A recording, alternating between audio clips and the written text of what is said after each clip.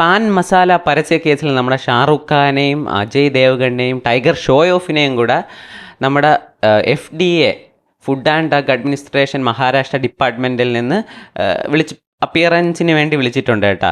അപ്പോൾ ഒരുപാട് പേര് ഇൻ്റർനെറ്റിൽ ഭയങ്കര ചർച്ചയാവുന്നുണ്ട്.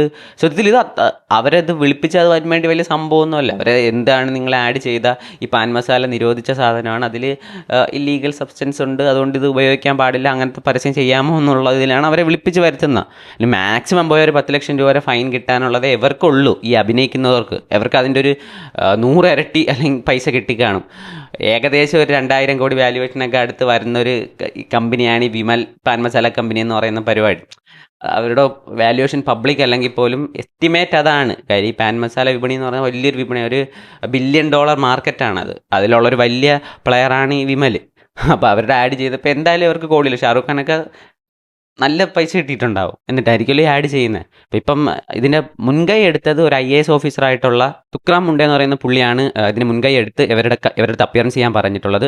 ചോദ്യം ചെയ്യലുണ്ടാവും, ഇവരുടെ കാര്യങ്ങളൊക്കെ ചോദിച്ചിട്ട് അവരെ വിടും, വേറെ ഒന്നുമില്ല. പക്ഷേ ഇതിനെതിരെ ഇനി നല്ല ശക്തമായ നടപടികൾ ഇതിനെ തുടർന്ന് ഉണ്ടായി കഴിഞ്ഞാൽ കൊള്ളാം.